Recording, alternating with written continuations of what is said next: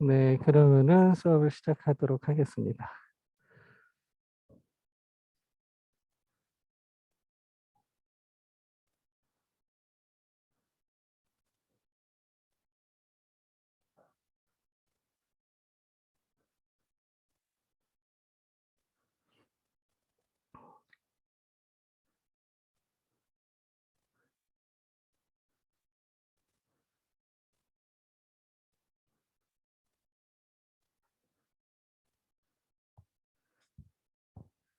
네, 우리가 지난 시간에 그래서 의료윤리, 간호윤리 이렇게 확인을 하면서 어, 임상에서 간호사들은 딜레마 상황에서 어떤 방식으로 딜레마 문제를 해결해 나가려고 하고 있구나라고 해서 되게 그거 말고도 되게 다양한 딜레마 상황에 어떻게 하면 윤리적인 의사결정을 하는지에 대해서 좀 더 다른 도구들도 많이 사용하는데 제가 단연간 강의해 본 결과 카메론의 밸류비 두 모형이 굉장히 합리적인 것 같아서 그걸 저는 적극적으로 소개를 해드리고 있거든요.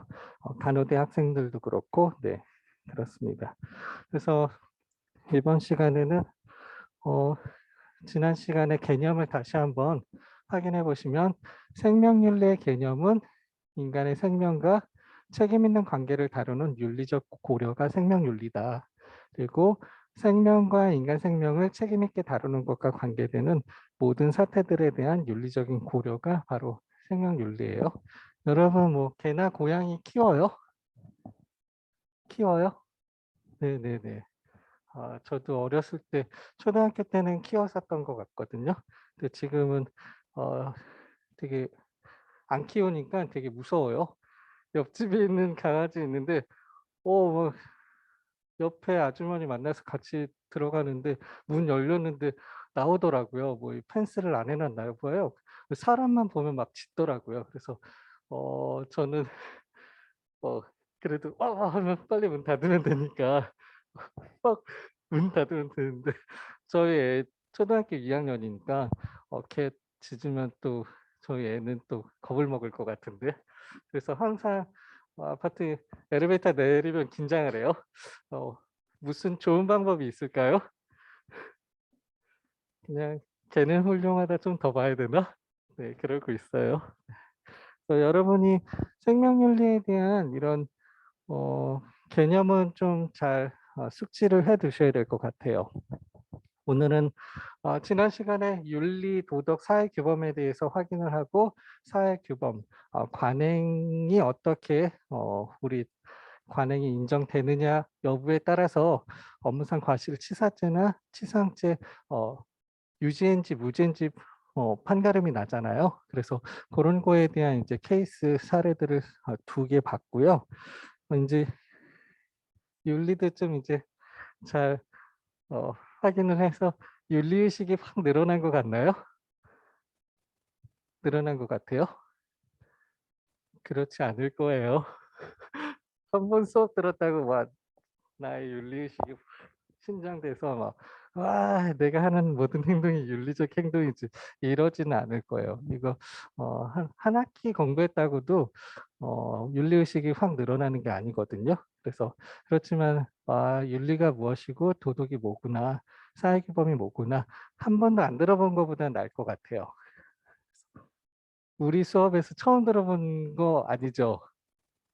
네, 여러분 이미 양심이 있어요. 네.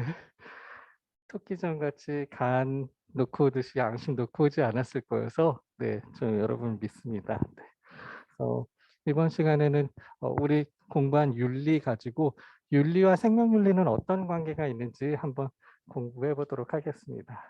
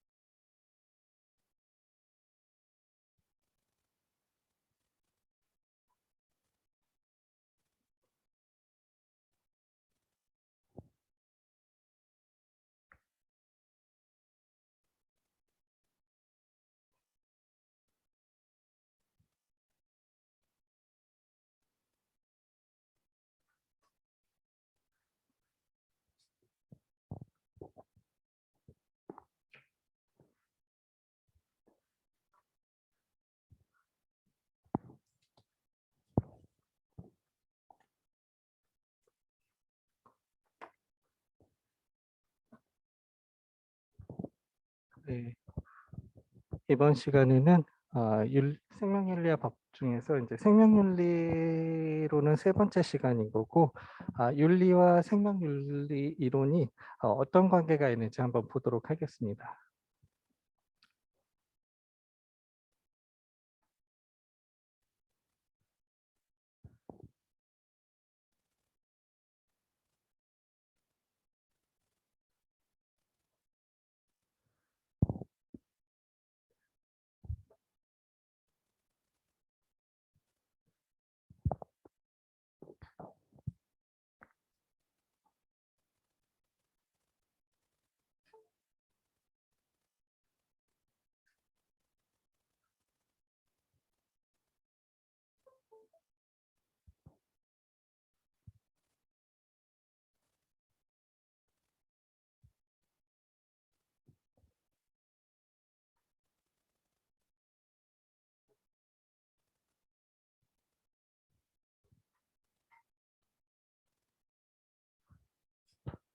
네, 이게 대면 강의하고 줌하고 같이 해야 돼서 막 작동시켜야 될 게 많아서 그런지 빨리빨리 안 되네요.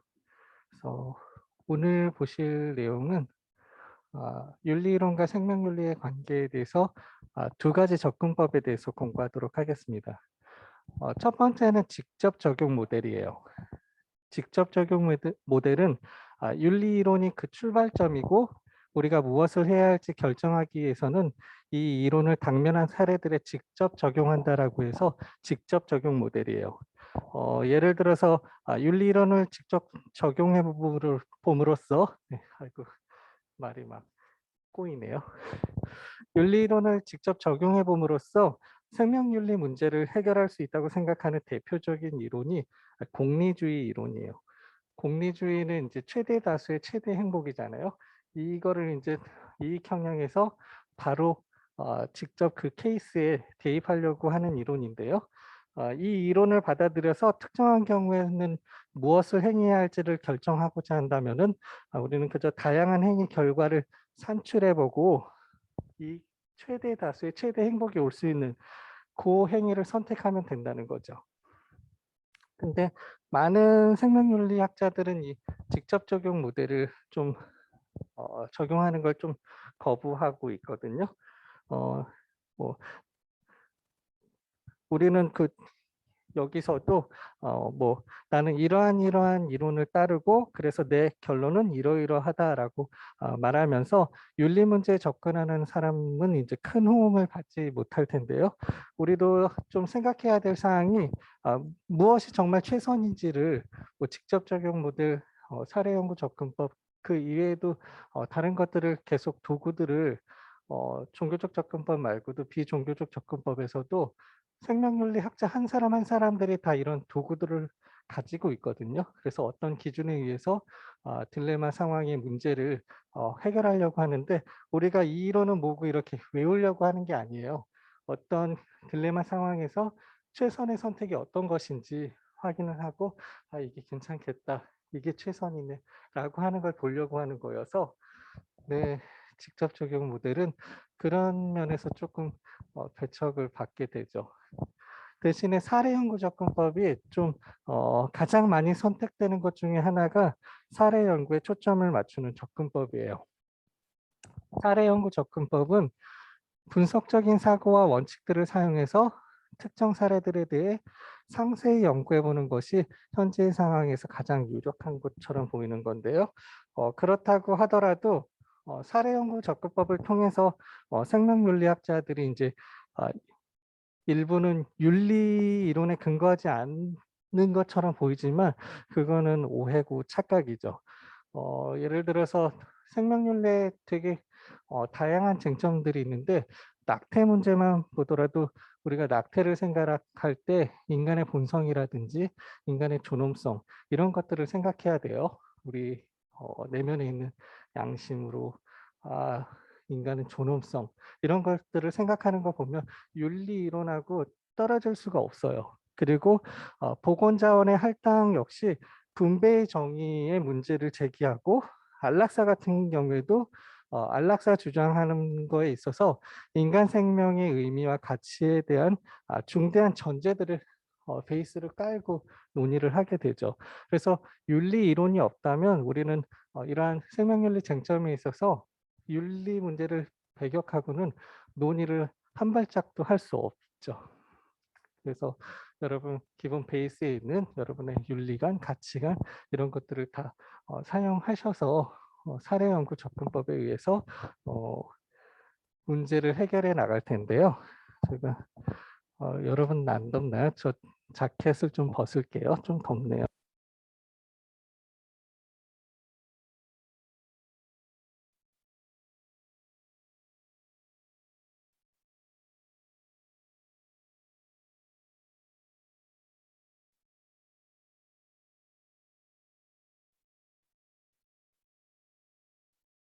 제가 사례 연구 접근법은 사례를 보면서 어떻게 문제를 해결해 나가는지 한번 보도록 할게요.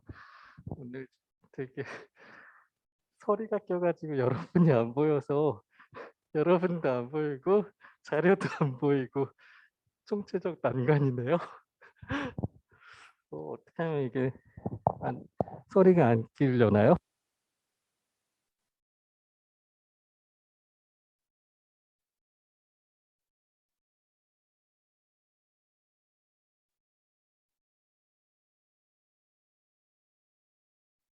아침부터는 잘 안 끼는데 좀 그러네요. 우리 사례 한번 볼까요? 이거는 제가 자료를 올려드렸죠. 제가 출발하기 전에 올렸나? 어제 올린 것 같지는 않고요. 너무 늦게 자료 올려드려서 죄송해요. 다음부터는 꼭 수요일 날 올려드릴게요. 제가 OT 때 수요일 날 자료 올린다고 해서 꼭 깜빡했네요. 제가 정리되는 대로 강의 준비하다 보니까 저번 주에 가톨릭 생명윤리 한다고 했잖아. 근데 이걸 빼먹었네 라고 해서 제가 늦게 확인을 해서 여러분 너무 미안해요. 제가 다음 수업 자료는 꼭 내일 오전 중으로는 올릴게요.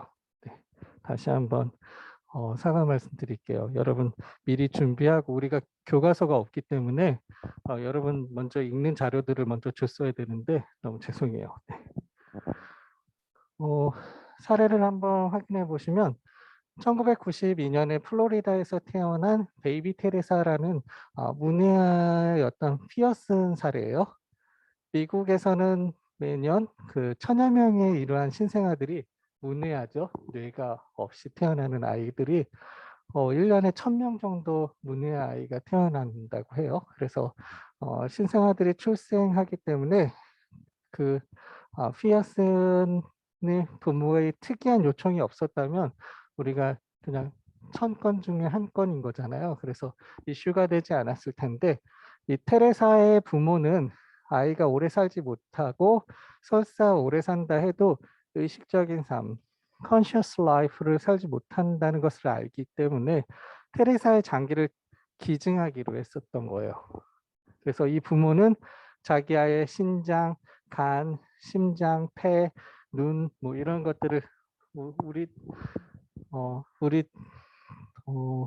쟁점 사항으로 뭐 인간 인체 유래물 같은 것도 공부할 거거든요. 그때 거의 뭐 피부라든지 안 되는 게 없어요. 장기 이식이 현재 생명공학 기술로 각막도 다 이식할 수 있을 정도고 거의 그래서 인간이 저를 빗대면 그렇지 한 명 사람이 뭐 돈으로 따지면 1, 2억 원 이상의 그런 가치가 있다고 해요.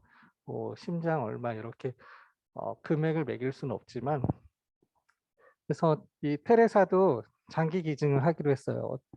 부모 생각하기에 어차피 문외여서 시간 지나면 죽고 산다고 하더라도 conscious life, 의식적인 의사 생활을 할 수 없는 그런 상태이기 때문에 그런 장기들을 필요로 하는 아이들에게 기증하려고 했었기 때문에 이게 뉴스거리가 된 거죠. 그래서 의사들은 이 결정이 좋은 생각이라고 여겼지만 이제 플로리다주의 법은 이를 허용하지 않았어요. 오늘 아침에 되게 혀가 꼬이네요. 발음이 잘 안 되네요. 플로리다. 그래서 플로리다주 법원은 이를 허용하지 않게 된 거죠. 그래서 9.15 테레사는 사망하게 됐고, 테레사의 장기는 이식되기에는 이미 늦은 상태였기 때문에 장기 이식을 받으려고 했던 다른 아이들 역시 사망하게 된 그런 케이스예요. 실제 사례예요. 그래서 이때 쟁점 사항으로 우리가 생각해 볼 사항은, 다른 아이를 위해서 테레사가 살아있을 동안에 테레사를 바로 죽게 하는 장기 적출은 옳은가라는 생명윤리 문제가 제기될 수 있는 거죠. 여러분은 어떻게 생각해요? 한 1, 2분만 생각해 볼까요? 문외아인 테레사가 이제 희생해서 여러 장기를 필요로 하는, 여기서는 한 9명 정도 아이들이었거든요. 그 아이들한테 심장, 간, 뭐 필요한 장기들을 다 이식해 주는 게 더 나을지, 아니면은 어떻게 그럴 수 있어? 뭐 인간은 누구든지 존엄하고, 인간은 목적으로 대우해야지 수단으로 써선 안 되지. 뭐 이렇게도 생각할 수 있을 것 같아요. 여러분이라면 여러분이 저 현장의 의료진이라고 결정해야 되는 상황이에요. 여기 미국 의료진들은 본인들은 좋다고 생각했지만 선뜻 나서서 할 수 없어요. 미국 고의 살인은 1급 살인이거든요. 거의 중형이에요. 미국 의대 나와서 한참 미래가 창창한데 교도소에서 평생 살 수는 없잖아요. 그래서 거부한 거죠, 일단은. 그래서 미국은 이제 법원 판결을 따라서 법원 결정에 따르겠다라고 해서 플로리다주 법원에 이제 상정했는데, 플로리다주 법원은 안 된다라는 결정이 나와서 결과적으로는 테레사도 죽고 다른 아이들도 장기 이식 받지 못해서 이제 다 죽게 된 그런 케이스예요. 어떤 게 옳고 바람직한 현명한 선택일까요? 테레사의 목숨을 중시해야 될까? 아니면은 어차피 문외아인 아이기 때문에 다른 아이들한테 삶의 희망을 주고, 어차피 죽을 아이라면은 죽고 가는 게 낫나? 어떻게 생각해요? 여러분 결정했어요? 테레사 장기 기증한다. 혹시 손 없어요? 네네네, 있네요. 네, 고마워요. 그러면은 안 된다. 테레사라고 하더라도 존엄한 인간인데 장기 이식해서는 안 되지. 혹시. 네네네, 감사합니다. 이게 뭐가 정답일 수는 없어요. 근데 우리가 이런 생명윤리 문제에 있어서 사례 연구 접근법은 어떻게 문제를 해결하는지 한번 보도록 할게요. 중간 단계 원칙이라는, 우리 그 원서를 보면은 미드 레벨 프린시플이라는 용어를 쓰거든요. 그래서 번역서에는 중간 수준 원칙들 이렇게 번역이 돼 있는데, 저는 그냥 미드 레벨 프린시플을 중간 단계 원칙이라고 번역을 했어요. 중간 단계가 더 난 것 같아요. 중간 수준, 레벨의 수준이란 거가 있기는 하지만은 여기서는 중간 단계가 더 낫지 않나라고 해서 상위 단계, 중간 단계, 상위에서부터 도출될 수 있는 윤리적인 이런 원칙들이라고 해서 저는 중간 단계 원칙이라고 번역을 제가 했어요. 네, 그래서 여러분, 제가 되게 스캔 자료를 못 찾겠더라고요. 그래서 원서하고 번역본이 2개 다 있어서 그거 제가 내일 오전 중으로 다음 주 수업 자료 올릴 때 같이 올릴게요. 그래서 여러분 다시 한번 보시면 될 것 같고요. 중간 단계 원칙은 이 케이스에서는 이거예요. 첫 번째로, 살리기 위해서 죽이는 것은 비윤리적이다. 뭔가 좀 더 형이상학적인 한 단계 위에, 인간의 존엄성 뭐 이러면은 한 단계 위에 건데, 그런 걸로는 실제 사례를 해결할 수가 없거든요. 그래서 그런 형이상학적인 한 단계 위에 고차원적인 이런 윤리 이론을 가지고 그 케이스마다 중간 단계 원칙이라는 거를 개발을 해서 여러분도 다 직관적으로 생각해낼 수 있는 거예요. 그래서 이 케이스에서 첫 번째로는 살리기 위해서 죽이는 것은 비윤리적이다라는 중간 단계 원칙을 개발을 하죠. 그리고 두 번째로는 가능한 한 많은 아이를 살려야 한다. 공리주의적인 생각이 있다면 지금 몇몇 학생들도 손 들어줬는데 이렇게 생각하는 학생들도 있어요. 그래서 일단은 도출해낼 수 있는 중간 단계 원칙들을 다 도출해내는 거예요. 그래서 두 번째로는 가능한 한 많은 아이를 살려야 한다. 그리고 세 번째로 다른 사람의 목적을 위한 수단으로 인간을 사용해서는 안 된다. 칸트주의자들이나 신칸트주의자들이 이런 말을 하죠. 인간은 여러분 친구 사귈 때도 친구 수단으로 만나지 않죠? 네네. 그 사람을 목적으로 대해야지 수단으로 하면 안 돼요. 네. 그래서 쟤는 나 점심 사주래는 이런 거 아니죠? 네. 그래요. 요즘에는 다 점심도 더치페이 하더라고요. 그쵸? 그런 게 너무 좋은 것 같아요. 저희 때는 다 한 명이 다 사거나 선배님들이 다 샀거든요. 그래서 너무 좋죠. 저학년 때는. 근데 고학년 때 다 사야 돼요. 그래서 휴학하고 군대 가죠. 네.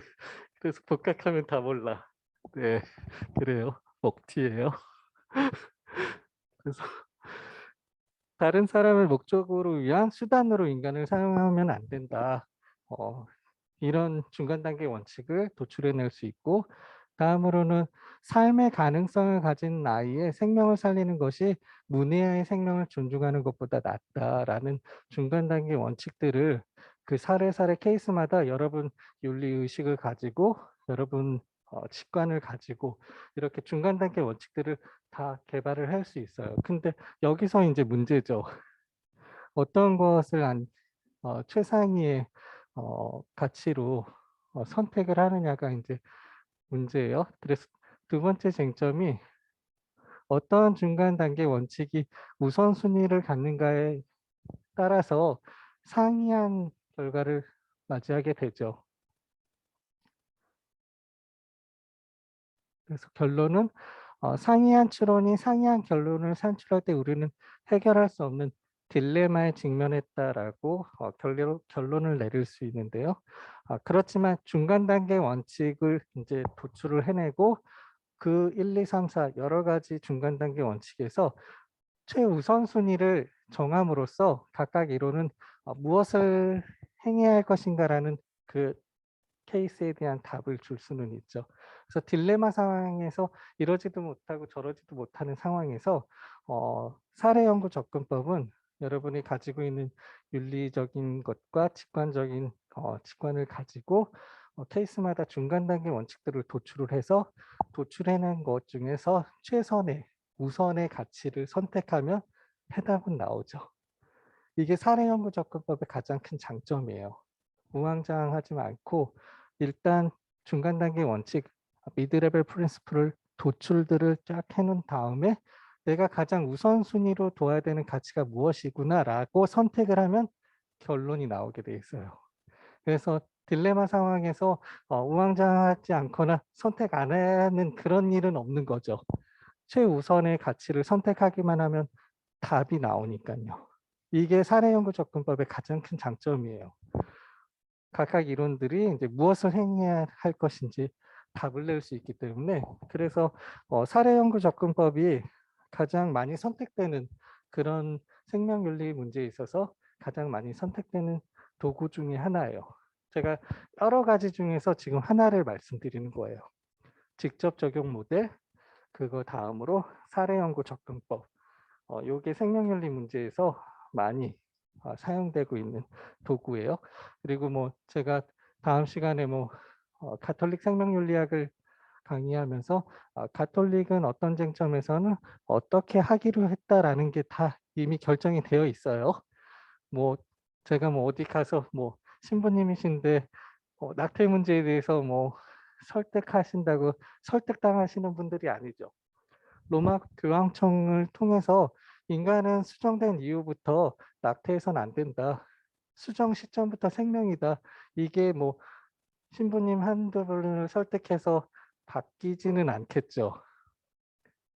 바뀌려나요? 수정 자궁의 착상으로 바꿀까요?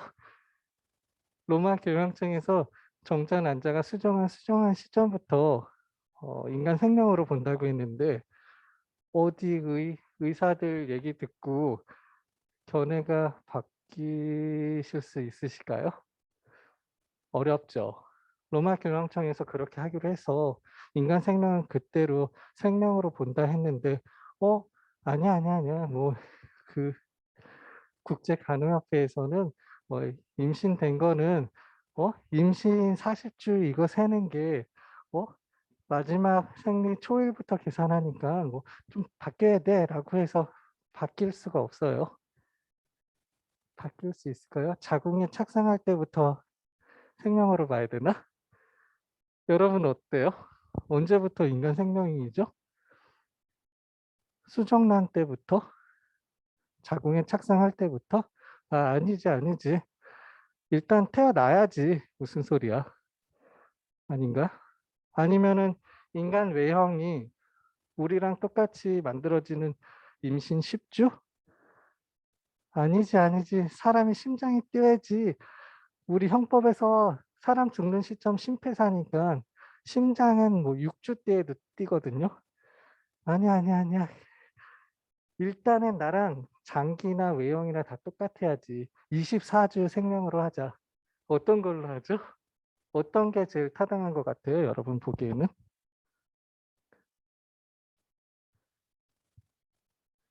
수정 때, 자궁에 착상할 때, 심장이 만들어져서 심장 쿵쾅쿵쾅 뛰는 6주 정도 때, 아니면은 외형이 만들어지는 10주 때, 아니면은 장기까지 완성되는 24주?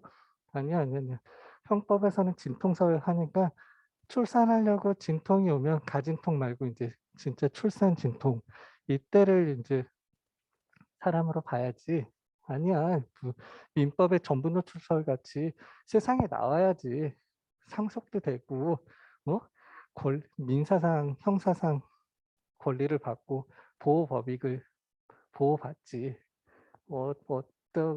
언제가 사람이어야 될 것 같아요, 여러분 생각하기에는. 뭐 가톨릭에서는 수정란 시점이니까 임신 한 2주 때죠. 우리 국제 산부인과 협회에서 사용하고 있는 전체 임신 기간을 카운트하면은 마지막 생리 초일부터 2주 있다 배란하니까 이 배란기 때 정자를 만나겠죠, 난자가. 그래서 만나면 수정이 되고 수정하고 2주 뒤에 자궁에 착상하니까 임신 초일에서 2주, 2주에서 자궁에 착상하는 이 4주. 법에서는 자궁에 착상한 이후부터 태아로 보니까 태아로 보거든요.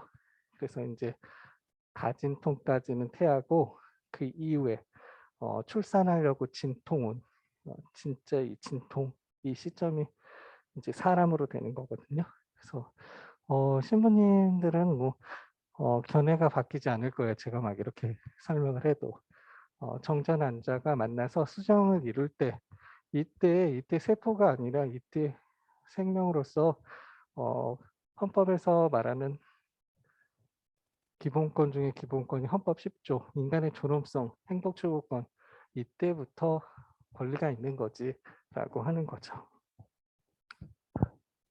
그래서 여러분은 여기서 어떤 중간 단계 원칙이 가장 우선순위에 있는 걸로 여러분은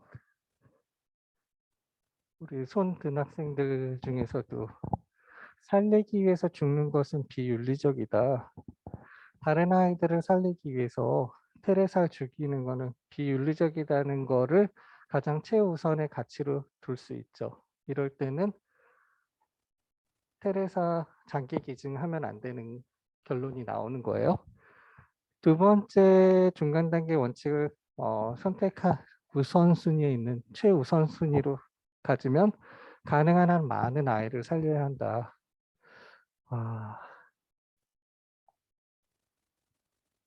되게 합리적이죠. 어차피 죽을 아이이기 때문에 다른 아이들 생명을 살린다는 거에 있어서는 공리주의적인 입장에서는 이거대로 따르겠죠. 그래서 많은 아이들을 살려서 생명을 살리겠다. 이게 가장 우선순위의 가치가 있다라고 판단하면 장기 기증하는 결론이 나오는 거죠. 이 사례연구 접근법은 이렇게 중간 단계 원칙들을 각각 케이스마다 중간 단계 원칙들을 여러분이 가지고 있는 윤리의식과 가치 판단, 직관을 가지고 중간 단계 원칙들을 다 개발을 해서 거기에서 우선순위에 최우선순위는 이게 가장 가치 있는 거구나 라고 선택해서 결정을 하고 윤리적 딜레마 상황에서 윤리적인 의사결정을 할 수 있다라는 답을 찾을 수 있다라는 게 이 사례연구 접근법의 가장 큰 장점이에요. 그래서 사례를 하나 더 볼까요? 네, 두 번째 사례예요. 여러분 에볼라 바이러스 막 창궐했던 거 기억나요? 전 세계적으로. 그때 언제였죠? 2014년이에요. 2014년. 제가 서울여자간호대학에서 간호학과 생명윤리 강의를 처음 맡았던 때예요. 그때 2학기 수업을 처음 맡았는데 벌써 9년 전이에요. 네, 벌써 그때 4학년 학생들을 맡아서 강의를 했으니까 1, 2학번 학생들이었죠. 여러분 2학번, 2학번 학생들이 많더라고요. 절반 이상이. 10년 차이 나요 벌써. 그래서 엊그저께 같은데 벌써 그렇게 9년 차가 됐어요. 어떻게 된 거야? 그래서 학생들은 지금 다 18학번까지 다 졸업해서 간호 현장에서 근무를 하고 있더라고요. 그래서 연락이 오는 학생들도 있어서 저 어디 병원 합격했습니다. 뭐 이렇게 연락이 와요. 지금도. 그리고 제가 고등학생들도 강의를 한다고 했죠. 경기도에 있는 학생들은 알 텐데 서울에서 이제 고등학교 나온 학생들은 모를 텐데 경기도는 이제 경기 꿈의대학을 해서 간호학과의 생명윤리 탐구를 지금 한 5년, 6년 강의하고 있거든요. 그 학생들도 벌써 고등학교 졸업하고 대학교 간호대학 합격했다고 연락이 왔더라고요. 그래서 그럴 때 좀 보람이 느껴지는 것 같아요. 그래서 선생님 그때 썼던 PPT 자료 어떻게 어디서 보죠? 이렇게 벌써 고1 때였으니까 2019년 코로나 오기 전이었거든요. 그래서 지금 3년 뒤니까 이 자료가 필요하구나. 경기 꿈의대학 홈페이지 강의 기획서 뒤에요. 이렇게 말해줬는데 찾았는지 모르겠네요. 그래요. 그때 제가 이제 강의 이제 막 작성을 할 때 에볼라 바이러스가 그 해에 막 창궐했거든요. 세계적으로. 그때 자료를 찾다 보니까 에볼라 바이러스 1995년도에 창궐을 했었네라고 찾은 거예요. 1995년에 국제의료팀은 자일의 키키드에서 발생해서 244명의 사람을 사망하게 한 에볼라 바이러스. 에볼라 바이러스가 되게 치명적이었던 게 세포를 파괴해서 체내에 퍼지면서 체내 기관들을 감염시키는 파괴적인 바이러스. 여러분 우리나라 사망률 1위가 뭐죠? 질병? 알아요? 암이라고 했죠. 뭐라고 했어요? 네, 1위가 암이에요. 암인데 암 중에서도 사망률이 제일 높은 암 혹시 알아요? 명의 이런 데 나오시던데 1위가 췌장암이에요. 췌장암. 췌장암은 이 장기 중에서도 저 뒤에 저 뒤쪽에서도 굉장히 숨겨져 있거든요.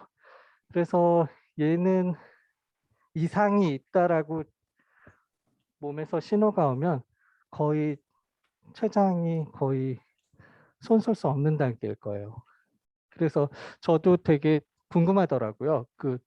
제 주변 지인들도 췌장암이신 분들은 사망률이 95% 이상이에요. 거의 걸렸다 하면 다 돌아가시더라고요. 저희 되게 친한 친구 아버님도 췌장암으로 돌아가시고 해서 되게 궁금하잖아요. 걸리면 왜 다 죽지? 라고 해서 이제 서울대 이제 의사이신 이제 선배님들한테 물어보니까 췌장은 췌장이 파괴되면은 다른 장기도 파괴가 되기 때문에 그래서 사망률이 높은 거야라고 하시더라고요. 그래서 보니까 에볼라 바이러스 이 세포를 파괴해서 체내에 퍼지면서 체내 다른 기관들을 감염시키기 때문에 사망률이 확 높아지는 거더라고요. 그래서 에볼라 바이러스가 이제 창궐이 돼서 아프리카 자이레라는 키키드 지방이에요. 아프리카 그 지역에서 창궐했던 거예요. 95년도. 그래서 이 전염병이 잡혀갈 무렵 이 일에 참여했던 간호사가 감염됐대요. 그래서 어떡해요.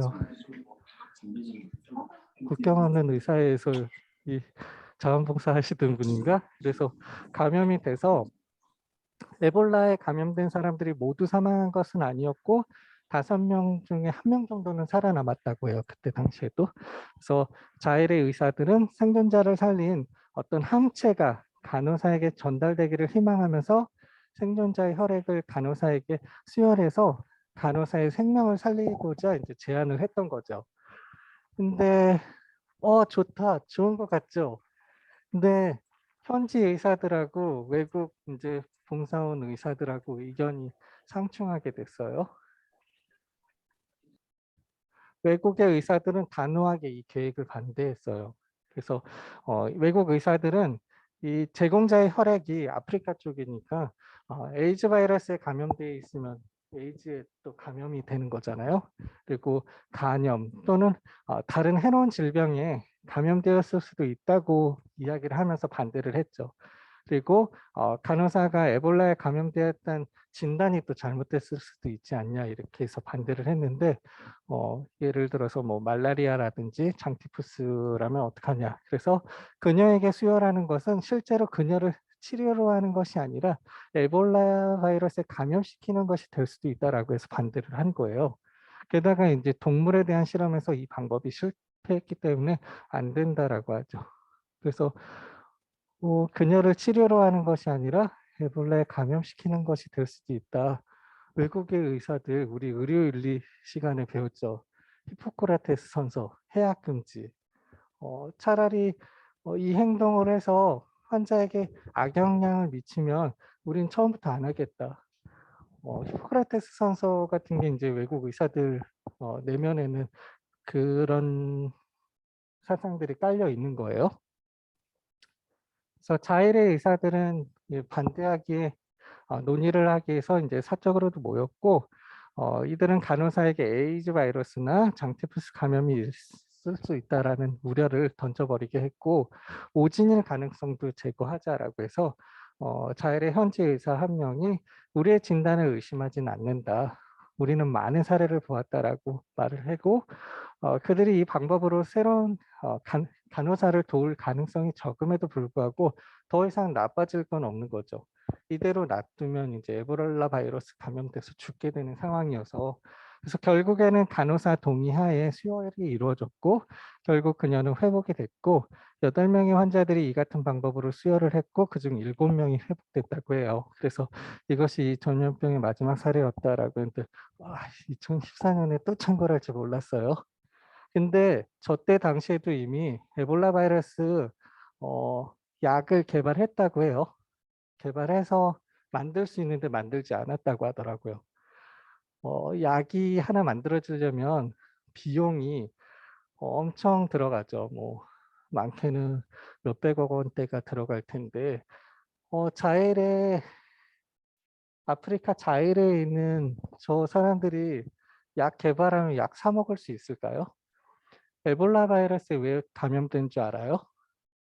에볼라 바이러스 감염된 이유는 거기에 오염된 물들을 먹어서 에볼라 바이러스가 체내에 침투한 거예요. 깨끗한 물 먹을 물도 없어서 그냥 동물들이 배변해 놓은 그런 배변만 치우고선 그런 물을 먹는 사람들인데 약이 개발된들 누가 사 먹을 수 있겠어요?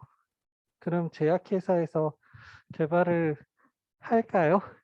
내 돈 100억 들여서 그냥 공짜로 나눠줄 거 아니면 사 먹지를 못할 텐데 그래서 개발을 안 했다고 해요. 근데 장기적인 안목에서 저 때 개발을 해둘 걸 그랬어요. 2014년도에 에볼라 바이러스 저 약 개발해 가지고 전 세계적으로 팔았거든요. 지금 코로나 바이러스도 그 백신 화이자, 모더나 이런 데 와 그래서 그런 막 음모설 있죠. "이거 코로나 바이러스 미국이 한 거 아니야?" 우리도 그 단가 말씀드렸나요, 제가?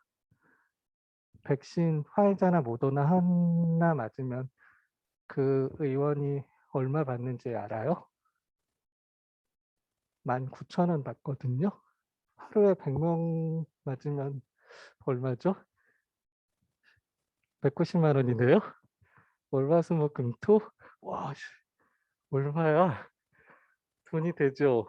그래서 저희 동네 의원 의사 선생님은 되게 유유자적하세요. 뭐 돈 뭐 신경 안 쓰시는 것 같아요. 근데 어느 날 병원을 가니까 청소하시는 안내하시는 분까지 백신 막 설명하고 몇 번째요, 몇 차예요 막 안내하시고 그래요. 이게 무슨 상황이지? 나중에 알고 보니까 1 인당 19,000원을 받는구나.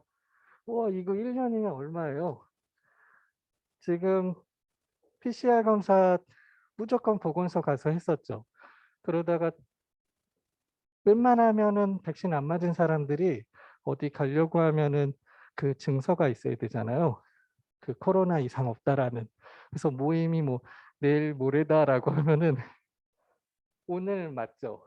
오늘 PCR 검사를 받고 내일 결과 나오니까 나온 날부터 48시간 유효하거든요. 고렇게도 써요. 그래서 음식점 뭐 QR 체크 안 해도 그거 보여주면 됐거든요. 그리고 또 중요한 모임이 다음 주 언제 또 있다 하면은 또 PCR 검사하고 그러다 보니까 PCR 검사 너도 나도 다 하죠. 그러다 보니까는 인제 신속 항원을 뭐 자가키트로 하던 병원 가서 하던 고거가 나와서 양성이 나오면 보건소 가서 PCR 하게 했죠. 근데 인제 지금은 아예 그것도 뭐 지금 60만 명까지도 하루에 나왔죠. 지금 적게 한 20만 명대 나오거든요. 그러니까 너도 나도 뭐 아빠 확진 받았으면은 아이나 가족들 다 PCR 검사 받아야 되니까 지금은 신속 항원만 양성 나와도 무조건 코로나 양성인 거거든요. 그래서 각 동네 의원들이 또 신속 항원을 하죠. 저 이번 초반에 걸렸잖아요, 이번 학기에. 근데 제가 그 14일 전에여서 저는 신속항원 자가키트 양성이라든지 동네 의원에서 어 신속항원 양성이 나와야지 PCR 검사를 받을 수 있었거든요. 그래서 그걸 가지고 또 PCR을 받고 다음 날까지 기다려야 되는 상황이었죠.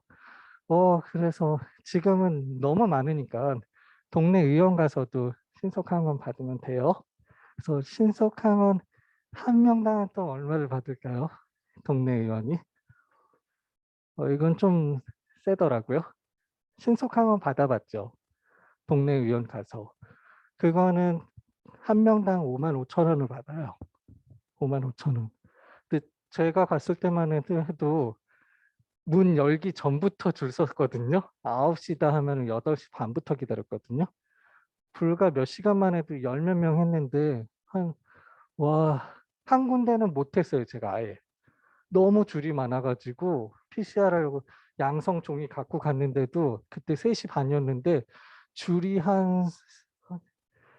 진짜 길더라고요. 그리고서는 번호표를 받아야지 그것도 기다릴 수 있대요. 그래서 그냥 종이 빈 거 하나 주세요. 안 줘. 6시 반에 다시 나눠 드려요 하는데 3시간 기다려야 되잖아요. 근데 그걸 받고 또 줄을 서야 되니까 그래서 다른 병원으로 가게 됐는데 이게 1 인당 신속항원 55,000원을 받는구나 국가에서. 그래서 막 장난 아니죠. 동네 병원 막 쓰러질 것 같았는데 이제 막 살아나 막 차도 바꾸실 것 같아요. 이런 기세면 막 돈에 대해서 막 그런 거 안 하시던 분이었는데 어느 날 보니까 병원 앞에 조그만 미니 1인용 텐트가 서 있더라고요. 뭐야 저거?" 이랬더니 거기 안에 들어가서 의사 선생님 찌르고 환자 밖에서 코 찌르고 이거 격리해야 되는데 자리가 부족하니까 텐트까지 설치해 놓으셨더라고요. 그래서 '와 저거 뭐야?' 했는데 와 텐트값 몇 개가 빠지는 거죠. 100 명만 해도 55,000원. 100 명만 해도 550만 원이네. 근데 100명 더 하는 것 같던데. 줄 완전 쓴 데는 한 300명 넘게 할 것 같던데. 하루에 100 명만 잡고 곱하기 6 한 달 얼마죠? 계산도 안 돼. 의대 갈걸. 그런 생각이 딱 들더라고요. '다른 과 필요 없다. 신속 항원 검사만 한다.' 의료소송 걸릴 일도 없잖아요. 그래서 병원에서 제일 기피하는 과가 여러분 소송 제일 많이 걸리는 과 혹시 어느 과인지 알아요? 의사들? 어 들리는 것 같아요. 산부인과? 네 1 위가 산부인과예요. 그리고 2 위가 마취통증의학과. 그리고 3위 정도가 성형외과 정도? 어 예전에는 병리과가 되게 인기가 없었거든요. 비인기과였는데 지금 제일 인기 있는 데가 피부과랑 병리과. 병리과는 임상 이렇게 환자 대면으로 하지 않잖아요. 의료소송 걸릴 일이 거의 없죠. 뭐 병리과가 암 걸리시면 인제 항암 치료 받으시고 이제 항암이 인제 약이 들었는지 안 들었는지 이제 조직 샘플 가지고 암이 더 커졌는지 뭐 요런 걸 추적 관찰하잖아요. 암 슬라이드 바꿔서 암 환자 아닌데 암으로 잘못 오진하게 해서 어 유방 절제 수술한 그런 세브란스 병원 사건 그런 사건은 드물게 나는 사건이고 고런 거 아니고는 거의 의료 소송 당할 일이 없거든요. 그래서 저희 동네 친구 형님도 서울대 병리과 교수를 하시는데 원래는 비인기과였대요. 근데 지금 엄청 인기죠. 와 그래요. 사람 인생이 그렇더라고요. 제일 그거라고 했는데 막상 또 비인기과가 제일 인기가 있기도 하고 그래서 결국에는 이 해피엔딩이죠. 잘 됐어요. 여기서 인제 사례 연구 접근법을 적용을 해 보면 중간 단계 원칙들을 도출해 낼 수 있죠. 그래서 '우리는 환자를 위해서 무언가를 해야만 한다.' 저런 상태에서 이런 중간 단계 원칙을 도출해 낼 수 있고 그리고 '아무것도 하지 않고 죽게 내버려 둘 수는 없다.' 뭐 비슷하기는 하죠. 이런 중간 단계 원칙. 여러분 직관적으로 그냥 생각해 낼 수 있는 그런 거죠. 그리고 그것이 발생하도록 내버려 두는 것보다 해를 끼치는 게 더 나쁘다. 우리 외국 의료봉사 의료진들이 생각했던 거죠. 뭔가 발생되도록 내버려 두는 것보다 우리가 뭔가를 함으로써 인해서 환자한테 해를 끼치는 게 더 나쁘다. 그냥 놔둬라. 그리고 부작위의 결과보다 자기의 결과에 더 많은 책임이 있다. 자기 부작위 이거는 법률 용어인데요. 자기 부작위가 문제가 됐던 건 우리나라에서 보라매 병원 사건이에요. 보라매 병원 사건이 2002 년도에 인제 대법원 형사 판결문이 나온 판결인데 어 자기는 뭔가 행위를 하는 거예요. 부작위는 뭘 하지 않는 거예요. 그때 보라매 병원 사건은 그 58세 환자분이 화장실에서 미끄러져서 인제 뇌진탕 증세로 이제 응급실로 실려온 거죠. 그래서 오후 6 시부터 새벽 3 시까지 한 9 시간 수술 끝에 인제 살아나시게 된 거죠. 정신이 없으셨는데 이름을 부르면 눈을 부르르르 뜨실 정도까지 된 거예요. 근데 자발 호흡은 안 되셨던 건데 우리나라에서 자기 부작위가 문제가 됐던 첫 번째 판결인데요. 환자 보호자분이 남편분을 이제 퇴원시키겠다고 한 거예요.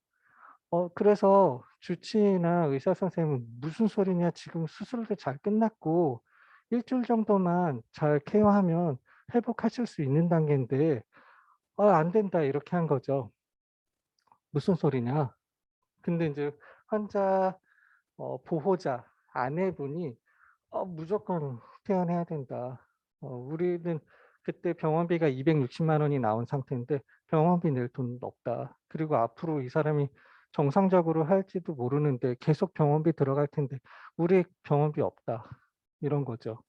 근데 나중에 그 사정을 알고 보니 그 58세 할아버지가 할아버지도 아니죠, 지금 나이로는. 어 금은방을 하다가 인제 좀 안 좋게 돼서 17년간 인제 무의도식 하신 분이에요. 무의도식 하는 것까지는 뭐 문제가 아닌데 또 술 드시면은 와이프분도 때리고 가족도 때리고 이 17년간 사신 거예요.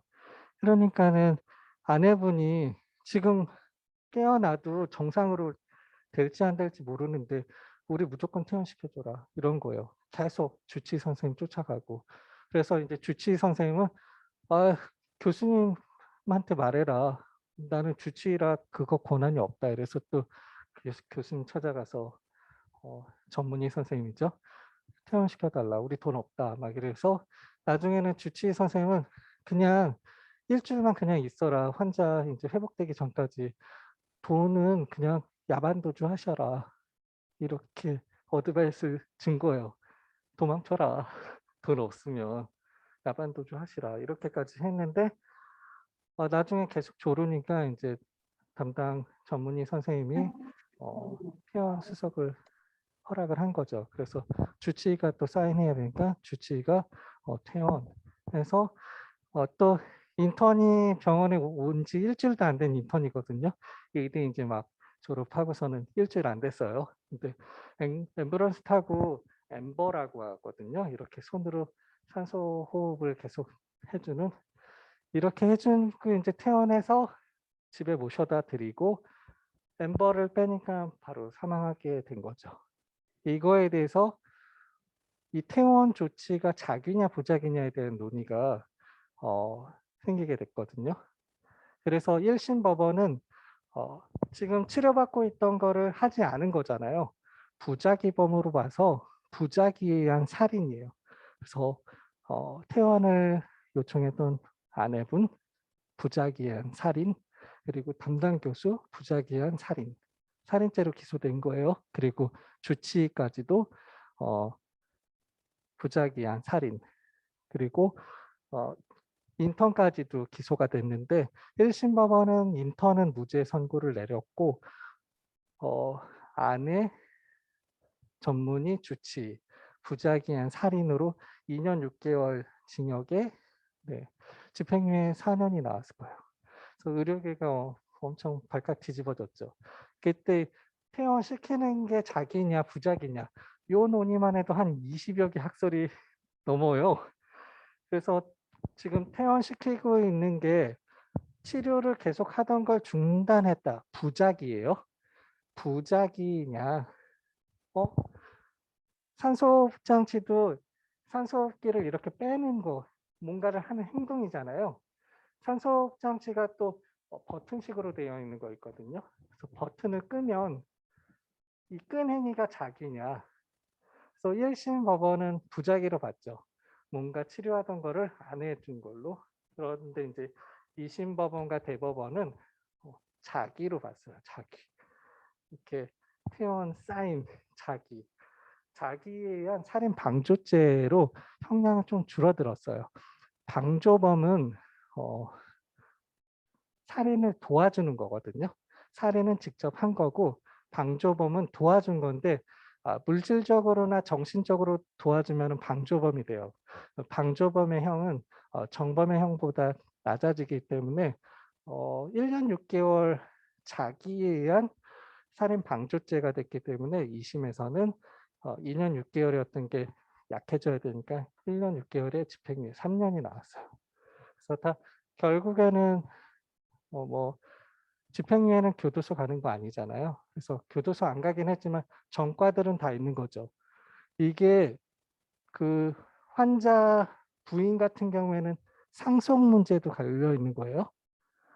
우리 민법상 상속은 부인, 자식 둘 있다고 하면 재산의 부인은 1.5 대 1대 1이잖아요. 살인 방조가 됐든 뭐 이렇게 본인이 죽인 게 돼서 지금 전과가 돼 있잖아요. 상속에서 배제되는 거예요. 그래서 뭐 1억이 있으면 뭐 1.5 대 1대 1로 나눠야 되는데 부인 못 받게 되는 거죠. 자식들만 받게 되는 거예요. 이게 그런 민법상 이런 상속 문제하고도 연관이 돼 있어요. 그래서 우리 뭐 생명윤리 문제가 뭐 여기서 뭐 이런 것까지 논의할 수도 있지만 재산 상속 문제에서도 문제가 될 수 있다라는 것 한 번쯤은 생각해 볼 수 있거든요. 그래서 2심하고 대법원은 자기의 살인 방조죄로 했는데 자기범으로 하면은 되게 논의가 쉬워져요.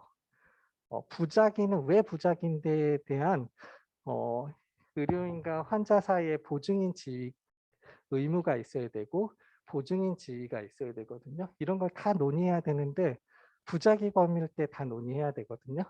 뭐 의사와 환자 사이에 뭐 이렇게 이런 의료 계약상에는 보증인 의무가 발생하지만 환자 보호자가 퇴원해줬을 때는 보증인 지위가 상실하기 때문에 우리는 책임질 게 없다라고 이런 걸 다 논의해줘야 되는데 자기 범은 그런 걸 논의할 필요가 없어요. 그래서 쉽게 간 거죠. 2심 법원은. 그런 논의 안 하려고. 그냥 자기야 이건 이유 크게 설명하지 않고 논거도 안 돼도 되거든요. 자기라는데 뭐 다른 왜 자기인데 이게 아니에요. 부자기는 부자기에 대한 보증인지 보증인 의무 다 설명을 해야 되는데 자기는 끈 거야 그냥 뭐 인공호흡 장치 행위를 한 거라니까. 그래서 살인방조지. 아주 간단하게 간 거예요. 근데 그 케이스 이후로 대학병원이나 이제 상급종합병원에서 중환자들 퇴원을 안 시켜줘요. 살인으로 기소됐는데 2심에서도 자기에 의한 살인방조인데 안 돼, 안 돼. 안 그러겠어요? 지금 의대가 커트라인 제일 높더라고요. 한 10몇 년 전부터. 지방대 의대도 다 세죠. 전교에서 뭐 1, 2등 해야지 지방대 의대 갈까 말까인데 예과 2년, 본과 6년. 와, 국시도 합격해서 면허 취소되면 어떻게 안 돼. 그래서 한동안 중환자실에 진짜 급한 환자들이 올라와야 되는데 퇴원들을 못 시켜주고 이래서 중환자실에서도 못 가서 죽고 네, 거기서도 어차피 죽고 뭐 이런 사건이 발생됐어요. 그러다가 이제 2009년도에 이제 그런 상황에서 식물인간 상태에 있는 환자들 어떻게 하냐라는 게 신촌 세브란스 병원 김할머니 사건이 첫 판례예요. 그런 상태에서 회복 불가능한 환자 연명만 하는 때에는 법원 판결에 의해서 인공호흡 장치 때도 의료진에게 살인죄가 적용되지 않는다라는 첫 판결문이 우리나라는 2009년에 처음 나온 거예요. 네, 그래요. 그래서 요거까지만 빨리 하고 쉴게요. 네, 시간이.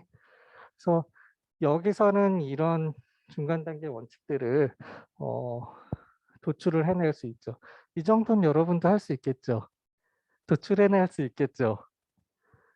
그 케이스마다 중간 단계 원칙들, 여러분이 옳다라고 생각하는 것들, 그리고 가능성 있는 것들을 도출을 해내는 거죠.